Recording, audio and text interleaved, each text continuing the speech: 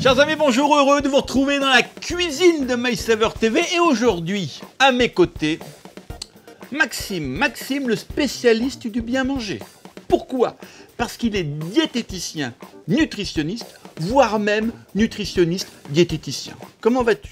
Très bien, toi Willy. En pleine forme. Qu'est-ce que tu vas nous préparer dans un instant? Alors aujourd'hui, on va faire un sandwich au saumon et à la ricotta, avec une touche de pamplemousse. Oui, mais pas avec n'importe quel pain, puisque tu vas préparer ce sandwich avec la baguette sans gluten Genius. Et je rappelle les amis, au passage, que Genius est le spécialiste du sans gluten.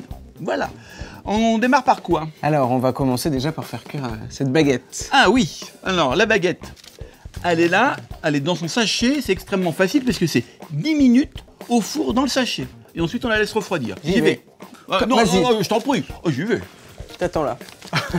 Ça, c'est fait pour ça, c'est fait. Donc on va commencer par préparer un petit peu les ingrédients du sandwich. Donc on va faire du fenouil. Qui dit fenouil dit vitamine. Vitamine et puis des fibres aussi. On va le couper le plus finement possible. On va faire chauffer un petit peu d'huile. On va attendre que ça chauffe. Ensuite on va rajouter un petit peu d'ail, des oignons rouges. Donc je les ai découpés en rond. On va chercher quoi là, de la coloration ou pas vraiment? On va juste faire fondre les oignons. Tout simplement. On va rajouter notre fenouil. On va laisser dorer et fondre tranquillement. Après ça, on va découper aussi les suprêmes de pamplemousse. Qui dit suprême de pamplemousse dit on découpe les quartiers de pamplemousse sans la peau. Exactement. Les suprêmes sont prêts. On garde un petit peu pour la sauce tout à l'heure. Ok. On va pouvoir déglacer un peu avec notre citron. Et on va saler aussi et poivrer. On va éteindre le feu et puis on va réserver. On va s'occuper de la ricotta. Ricotta, fromage idéal pour garder la ligne. Exactement, puisque c'est un des fromages les moins gras qui existent. On va mélanger de la ricotta avec un petit peu de jus de pamplemousse, pas beaucoup, hein, juste pour donner un peu de goût, de la nette, un petit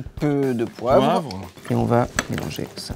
Et voilà. Et c'est à ce moment-là qu'on va aller chercher la baguette. J'y vais de suite. Voilà le pain, camarade. Super. Il a refroidi. Donc on est sur un format un peu demi-baguette. Idéal pour le sandwich. On est sur un pain qui est pré-cuit, surgelé, donc c'est ultra pratique parce qu'on peut toujours en avoir dans son congélateur.